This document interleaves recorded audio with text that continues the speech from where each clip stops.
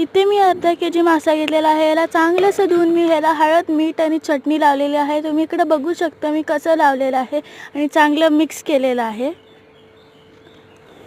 आता मी कढईमध्ये थोडंसं तेल ॲड करते। मी जिरे टाकलेले आहेत आणि चटणी मी कसं बनवलं हे तुम्हाला बघायचं तर मला सबस्क्राइब आणि लाईक करा। मग मी तुम्हाला सांगेल की चटणी मी कशी बनवली आहे। आता याच्यामध्ये मी पूर्ण सगळी चटणी ॲड केलेली आहे। याच्यामध्ये सगळी चटणी टाकलेली आहे, सगळी। आता याला चांगलं हलवून घ्यायचं आहे।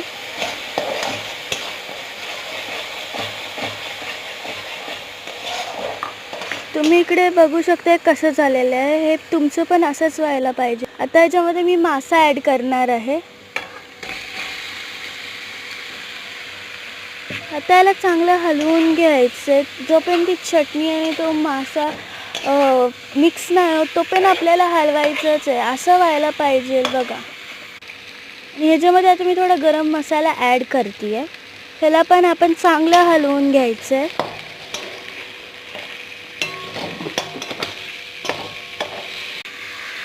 आता जी चटणी होती त्याचं थोडंसं मिक्सरमध्ये राहिलं होतं, पण त्याच्यामध्येच मी पाणी घालून थोडं मिक्स करून त्याच्यामध्ये टाकलेलं आहे आणि त्याला पण मी हलवलं। ह्याला मी झाकलेलं आहे। तुम्ही बघू शकता असं मस्त झालेलं आहे ना। ह्याच्यावरती मी थोडंसं कोथिंबीर ॲड केलेली आहे, तुम्ही बघू शकता। आणि मी थोडं अजून हलवते आहे।